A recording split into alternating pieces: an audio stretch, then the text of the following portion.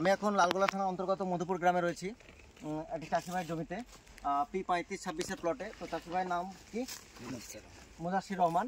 তো উনি এবছর পাইনার কোম্পানির P3526 ভুট্টা লাগিয়েছেন। তো এই ভুট্টাটা উনি লাগিয়েছেন, তো এই ভুট্টাটা সম্বন্ধে ওনাকে দু এক কথা জিজ্ঞেস করবো যে মুজাসির, আপনি এই ভুট্টাটা লাগিয়েছেন, এই যে দেখতে পাচ্ছেন এই ভুট্টাটা লাগিয়েছেন, হ্যাঁ লাগিয়েছেন।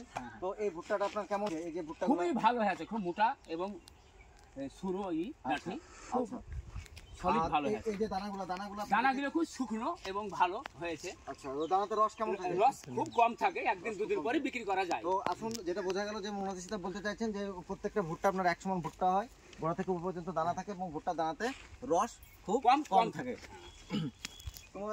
আপনি ভুট্টাটা কি ঘন লাগিয়েছিলেন না পাতলা লাগিয়েছিলেন? খুবই ঘন লাগাইছিলাম, 7 ইঞ্চি 8 ইঞ্চি, তবু একই সমানই হয়েছে। একই সমান হয়েছে, অর্থাৎ খুব ভালো হয়েছে এবং মোটা দেখেন কত সুন্দর হয়েছে। একই সমান ভুট্টা হয়েছে, মানে ঘন লাগিয়েও মানে একই সমান উঁচু হয়েছে এবং মোটাও খুব দানা। আপনারা দেখতে পাচ্ছেন ভুট্টা যেহেতু ঘন লাগিয়েছে এবং ঘন লাগিয়ে একই সমান মোটা হয়েছে, তার জন্য ফলন খুব বেশি হবে।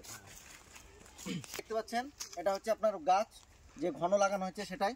তো আমি এখন মুজাসিরদাকে জিজ্ঞেস করবো যে উনি লাইন বাই লাইনের দূরত্ব কতটা রেখেছেন? লাইন বাই লাইন আপনার 22 ইঞ্চি লাগাইছিলাম, আর দূরত্ব এমনি গাছ বাই 8 ইঞ্চি। 8 ইঞ্চি। তো এই যে দেখতে পাচ্ছেন আপনারা, এই ভুট্টাটা 22 ইঞ্চি এবং 8 ইঞ্চি লাগিয়েছে এবং ঘন লাগিয়েছে। ঘন লাগানোর জন্য আপনার ভুট্টার জমিতে গাছ বেশি বসেছে এবং গাছ বেশি বসার কারণে ভুট্টা বেশি হবে এবং ভুট্টা বেশি হওয়ার কারণে ফলন বেশি হবে।